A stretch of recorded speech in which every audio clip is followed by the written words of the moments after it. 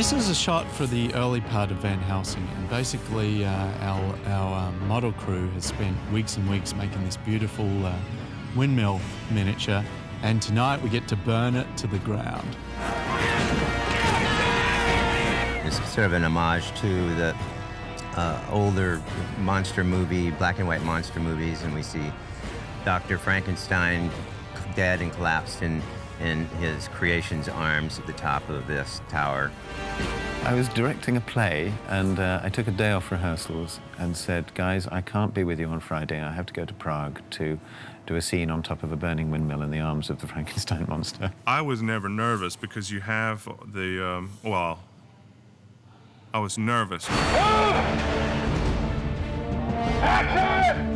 So at 3 o'clock in the morning, at -6, there I am, dead, in the arms of my creation, on top of this burning windmill. It's just me and Sam up there, and then it's burning and burning. And the Prague Fire Department have to come in between takes and put it out. It was extraordinary. You know, it's a controlled fire. I mean, that's amazing that they're able to do that. And the effect is really amazing. And someone got on the horn and said, you know, okay, let's clear the actors! And I'm kind of swigging vodka to stop my feet from freezing. It was a very, very bizarre day. I heard Stephen and someone over there going, how many more times do you think we can do this before it? No, I'm kidding. A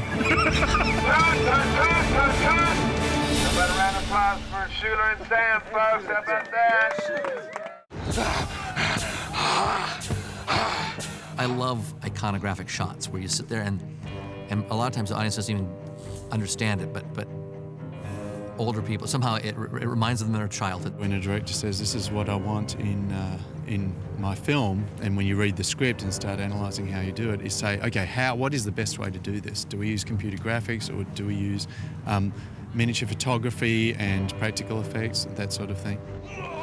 Even though we're using a practical solution, not computer graphics, it's a very technically complicated thing. We have to build the windmill to collapse, we have to cut it in certain ways, we've got huge chain things to pull it down so it falls in just the right way. We've got flames going all over it, and we have to pipe it for flame so that we can then turn off the flame and reshoot if something goes wrong.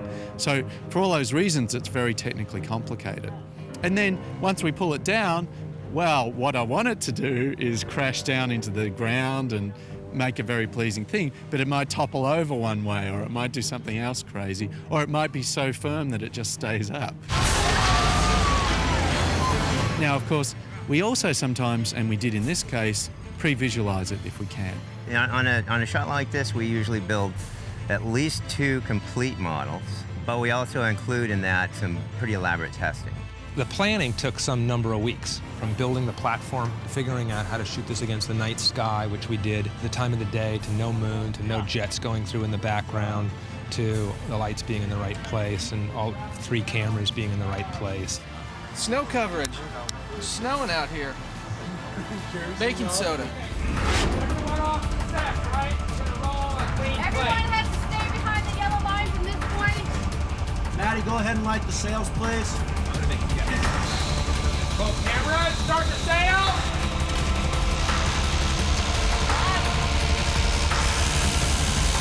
Action!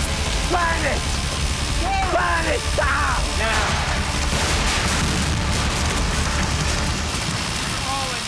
I wanted the windmill to be completely, well, basically just a little bit at the bottom here left, and most of the structure inside, because we come back to this location later on for a scene where it's just wreckage.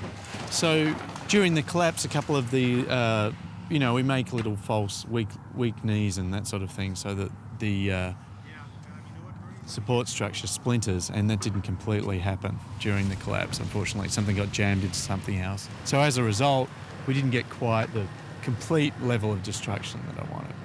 Anytime you do this, you have to expect variables. And you never get 100%, so you plan and you plan. And we got 90%. We're going to try to finesse another 10% and make some great-looking next 5 shots at it for the sequence. We'd shot a foreground to this scene on location when we were filming the live action principal photography of Van Helsing. And so now what we've done is matched up to that photography, and we're going to create the burning windmill to put in behind the scene with Dracula and the brides. It's not only matching the look of it standing, but we have to try and get it to collapse the way they dressed the debris pile. Here's a composite. This is a blue screen Dracula and his 3 brides to about here, shot in LA on a stage. Our miniature is from here up.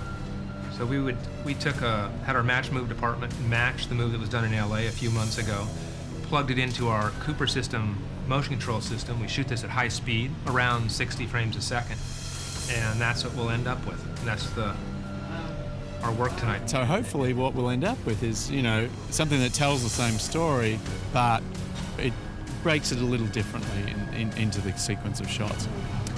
And if that doesn't seem to be working, we have take 2, where we build a second windmill, bring it up here, try it again, and better work that time.